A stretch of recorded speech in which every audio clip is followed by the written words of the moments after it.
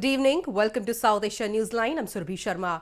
Here are the top stories we are tracking for you on Thursday, the 7th of March.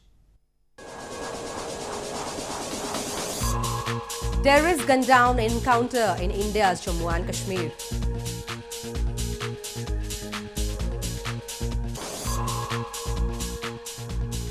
At least 3 killed in terror attack in Afghan capital, Kabul.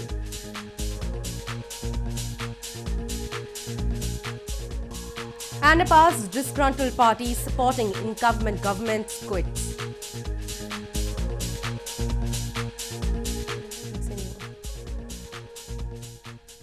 And now for all the details. A terrorist belonging to Pakistan-based Jaish-e-Muhammad terror group was gunned down in an encounter in Handwada town of India's Jammu and Kashmir province early on Thursday. Meanwhile, in another incident on Thursday afternoon, one person lost his life in a grenade blast at a bus stand in Jammu city of the province. The police later in the day claimed to have arrested the blast accused belonging to Pakistan-based Hizbul Mujahideen terror group.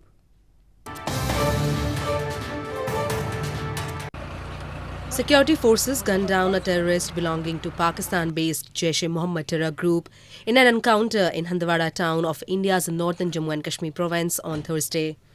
Search operations were still underway in the area till the last reports came in, as there was information of presence of more terrorists. This came after 2 terrorists were neutralized and 5 security personnel lost their lives in a 54-hour gun battle over the last weekend in Handwada. Meanwhile, in another incident, one person succumbed to his injuries and at least 18 persons were injured in a grenade blast at a bus stand in Jammu city of Jammu and Kashmir province on Thursday afternoon. Police did not link the grenade explosion with any particular terror outfit and said a probe has been launched. About half an hour back, there has been a grenade explosion over here. It seems that the grenade has been lobbed from outside. It possibly had rolled beneath the bus. India has long accused neighbouring Pakistan of harbouring terrorists who mount attacks on Indian soil. The attack came just weeks after a Pakistan-based Jaish-e-Muhammad terror group killed at least 40 paramilitary personnel in Jammu and Kashmir, almost sparking a war.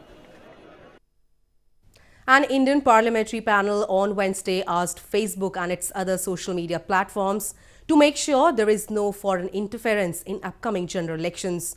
Social media platforms including Facebook, WhatsApp and Twitter have overhauled policies to boost transparency ahead of the general election and rein in misinformation.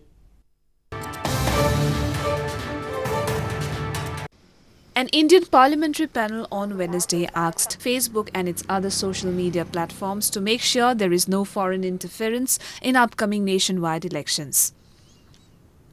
Joel Kaplan, Vice President for Public Policy of Facebook, WhatsApp and Instagram, made the Committee on Information Technology in New Delhi. Officials said Facebook will answer to the questions it couldn't immediately in written in 10 days. An estimated 500 million people in India have access to the internet, and social media has become a hotbed for circulation of fake political news, and tech firms face intense scrutiny ahead of a general election due before May.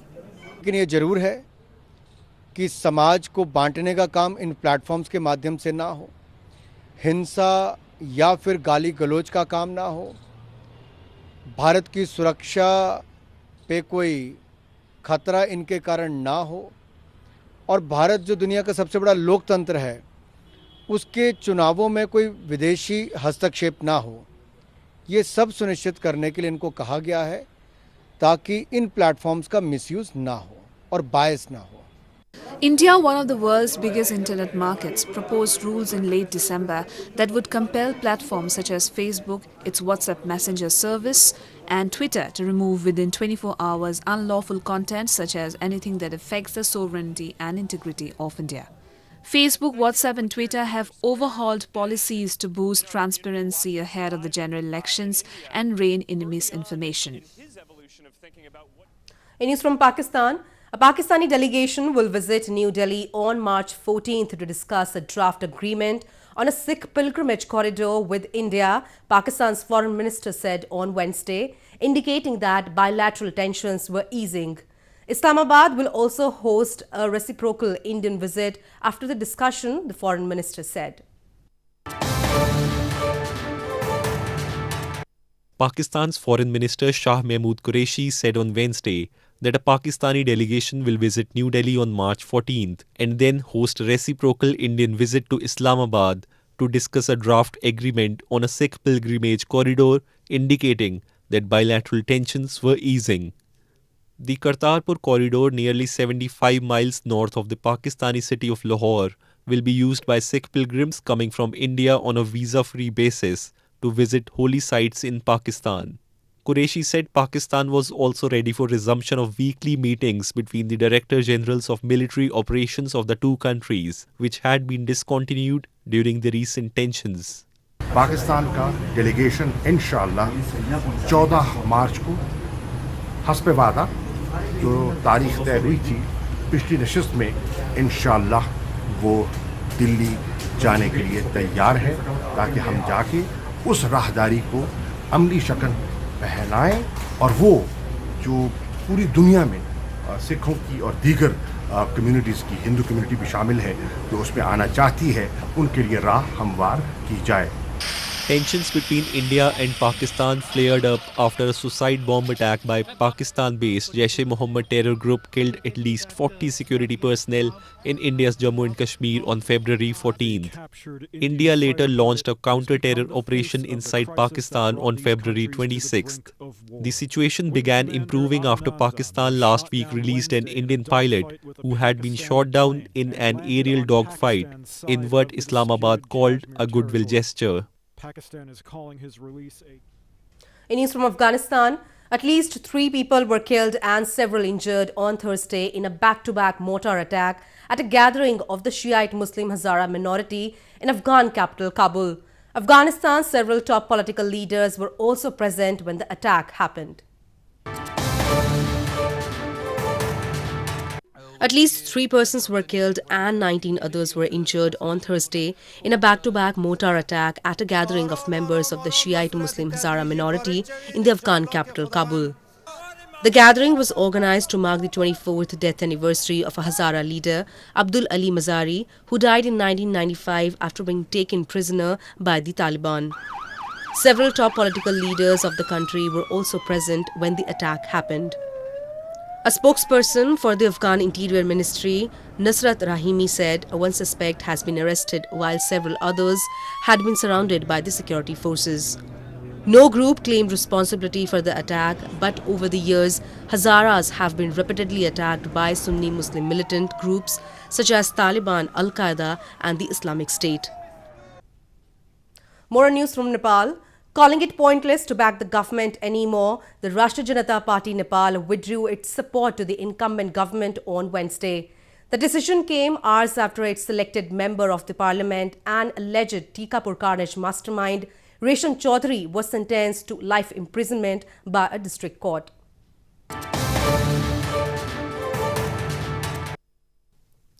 Rashtriya Janata Party Nepal or RJPN has quit the government under the leadership of KP Sharma Oli, claiming it is of no use to be on board. The decision of the Madhes-based RJPN came hours after a district court announced life sentence to its elected member of parliament and alleged Tikapur riots mastermind Resham Chaudhary on Wednesday. Despite having the clear majority of 2/3 in the parliament, no amendment in the constitution yet, delay in the release of political prisoners of Tharuhat and Madhes agitation, not withdrawing the fake cases filed against them, are among the reasons which RJPN stated in a release after an emergency meeting on Wednesday. With Rashtriya Janata Party Nepal's strong move against Prime Minister Oli, the incumbent government has lost its 16 votes, but is still maintaining majority required to rule over. Nepal and India on Wednesday inked an agreement on reconstruction of educational facilities in Nepal post-earthquake.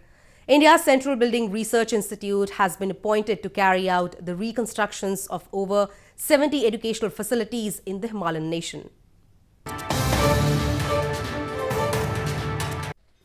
Nepal and India on Wednesday inked agreement on reconstruction of educational facilities in Nepal post-2015 earthquake.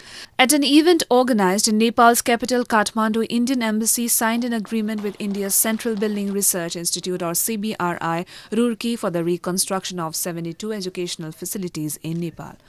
As per the agreement, CBRI will provide its services for the reconstruction of 70 higher secondary schools in 7 districts of Nepal, for the Central Library of Tribhuvan University in Kathmandu and the National Library in Nepal's Lalitpur.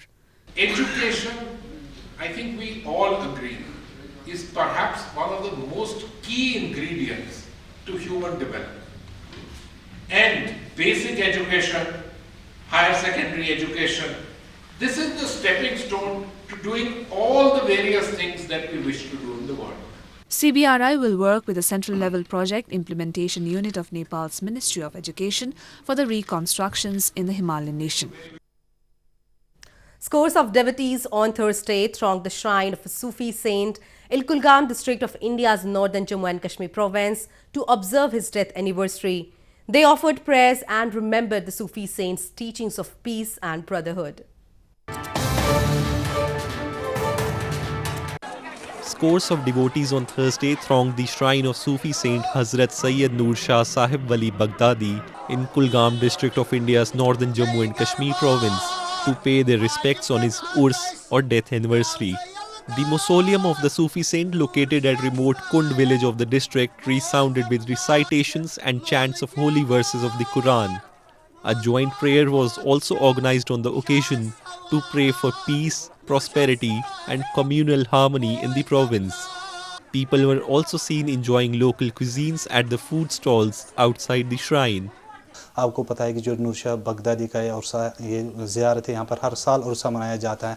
मैं और अपनी family के साथ में हर साल यहाँ पर इस उर्से पे शिरकत करता हूँ और जो कि हमारे यहाँ पर लोगों की मुराद होती है वो पूरी हो जाती है। इस घर से हम भी यहाँ पर आते, हमारी मुरादें भी यहाँ पर पूरी हो जाती हैं। हिंदू, मुस्लिम, सिख, ईसाई सब इनकी ज़ियारत पे आते हैं और सब अपनी अपनी मन्नतें मांगते हैं और सबकी मन्नतें पूरी भी होती है। इस तरह से अगर देखा जाए तो इनका भाईचारे पर जोर खास अच्छा रहा। Sufi saints are revered the most in hilly province of Jammu and Kashmir. It was in 1400 AD that the wandering Sufis arrived in Kashmir and Sufism became the way of life for the majority of the people in the valley. Sayyid Nur Shah Sahib Wali Baghdadi was also one of the great Sufi saints of Kashmir who propagated the message of peace and prosperity among all the communities. A newly opened viewing gallery at the Dhobi Ghat and outdoor laundry in India's western Mumbai city is being welcomed with excitement by the tourists and locals alike. The laundry also won Guinness World Record for most people washing clothes at a single location in the year 2011. A famous outdoor laundry, Dhobi Ghat, in India's western Mumbai city has been equipped with a viewing gallery to provide a bird's-eye view of the Ghat to the tourists visiting the city. Dhobi Ghat, the 140-year-old open-air laundromat, is an iconic landmark synonymous with the history of Mumbai, India's financial capital. Tourists visiting the city make a mandatory stop at the Ghat, where laundrymen wash clothes in rows of concrete pens. Really overlooks all the activity, which is really good. You can see people doing the washing and the spinning, and you can see all the clothes hanging and drying. So yeah, it's really good to see everything going on. बस हम लोगों को ये अच्छा लगता है कि अब धोबी घाट थोड़ा चमक गया है, थोड़ा अच्छा लग रहा है। अब हम लोग भी आते जाते हैं तो हम लोगों को भी अच्छा लगता है कि नहीं भाई हम लोग का भी थोड़ा नाम होगा। The outdoor laundry, Dhobi Ghat, which is home to more than 200 families, also won a Guinness World Record for most people hand-washing clothes at a single location in 2011. Well, that's all we have for you from South Asia this evening. Now our viewers can watch the show on southasianewsline.com. You can also visit us on facebook.com/SAsiaNewsline and follow us on Twitter at SAsiaNewsline. That's all in tonight's edition. We will see you same time tomorrow. Good night.